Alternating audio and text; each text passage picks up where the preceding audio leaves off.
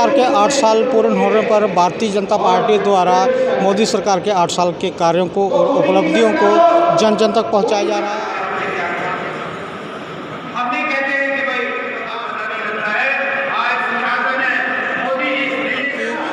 30 मई 2022 से लेकर 14 जून 2022 तक एक कार्यक्रम रखा गया है भारतीय जनता पार्टी से पखवाड़े के रूप में, और उस पखवाड़े में जो भारतीय जनता पार्टी के नेता हैं जन जन के बीच में जा रहे हैं और लोगों को मोदी सरकार की जो नीतियाँ हैं, जो योजनाएं हैं, उनको जन जन तक पहुँचाया जा रहा है। बड़े लोग इंश्योरेंस कर सकते थे, करवाते थे। आप में से बड़े लोग बैठे होंगे जो अपना इंश्योरेंस। कविंद्र गुप्ता जी, कैसे रहे 8 साल? देखिए, ये जनता ज़्यादा बता सकती है, और जिस पखवाड़े के दौरान हम लोगों के बीच में गए हैं, गरीब हो या कोई किसान हो, कोई महिला हो या कोई भी व्यक्ति हो, उसने मोदी जी की जो स्कीम्स हैं उनको सराहा है। और ये पंडित दीनदयाल उपाध्याय जी का जो एकात्म मानव दर्शन है, कतार में खड़ा आखिरी व्यक्ति, उस तक की ये चिंता करती है। और आज उसी का प्रमाण है कि जो मोदी जी की पूरे विश्व भर में पॉपुलैरिटी बढ़ी है। तो मुझे लगता है कि भारतीय जनता पार्टी वही सुशासन को लेकर के, वही सेवा भाव से लेकर के अपनी कार्य पद्धति को आगे बढ़ाएगी और कार्यकर्ता लोगों के बीच में सदा काम करेगा। पूर्णिमा शर्मा जी, कैसे रहे 8 साल? मोदी जी के 8 साल बेमिसाल। हमारा जो 15 दिनों का पखवाड़ा चल रहा है, हमारा 30 मई से लेके 14 जून तक, हर एक कार्यकर्ता, चाहे वो प्रदेश स्तर का हो, चाहे वो बूथ स्तर का हो, मोदी जी की उपलब्धियां घर घर लेके जा रहे हैं। और जिन योजनाओं का लाभ किसी परिवार में नहीं मिला है, प्रयासरत है कि उन योजनाओं का लाभ, उन कैंपिंग करके उन ज़रूरतमंद हाथों को वो लाभ पहुंचा पाए। आने वाला 2024 को टारगेट करते हुए एक सशक्त बूथ का जो निर्माण करना है, उसके लिए कर्तव्यबद्ध होकर घर घर जाकर नॉक करने के बाद अपने भारतीय जनता पार्टी जो संगठन है उसको मजबूती प्रदान कर रहा है। बहुत बहुत धन्यवाद। रंधावा जी, कैसे रहे 8 साल? देखिए, 8 साल बेमिसाल, और 8 साल ने जो किया है कमाल, वो दुनिया देख रही है। हम तो भारतीय जनता पार्टी के सोल्जर हैं, हमने तो कहना ही कहना है। अब जब लोगों के बीच में जा रहे हैं तो लोगों के अंदर इतना उत्साह है कि वो 24 का भी इंतज़ार करने को तैयार नहीं है।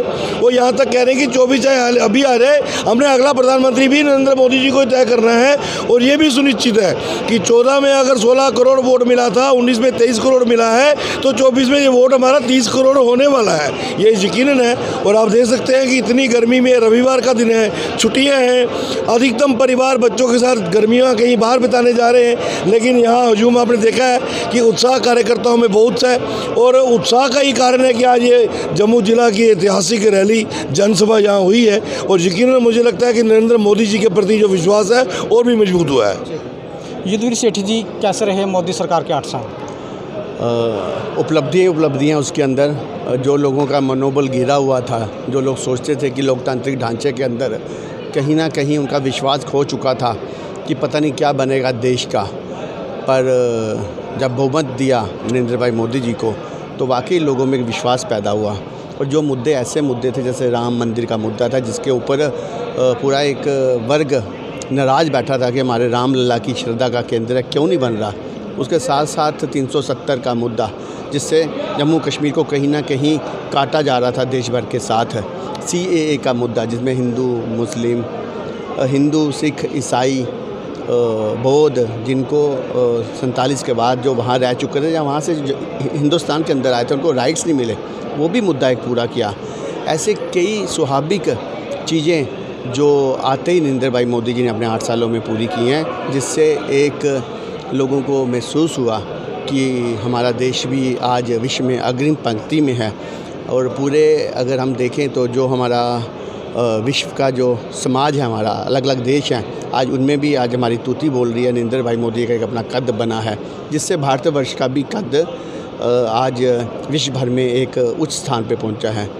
आने वाले समय में भी जिस प्रकार से रोड्स का विकास हो रहा है, सड़कें बन रही हैं, जिस प्रकार से हॉस्पिटल बन रहे हैं, जिस प्रकार से कोविड के दौरान नरेंद्र भाई मोदी जी ने जो लड़ाई लड़ी, मेरे को लगता है कि विश्व के अंदर आज इनसे ऊपर कोई नेता नहीं है, इससे ऊपर कोई सरकार नहीं है जो लोकतांत्रिक ढांचे से सब हिंदुस्तान के को बांध के रखी हुई है।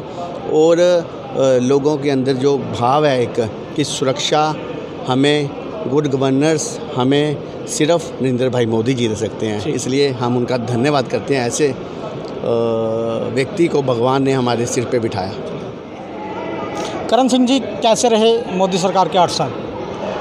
मोदी जी के 8 साल बेमिसाल रहे।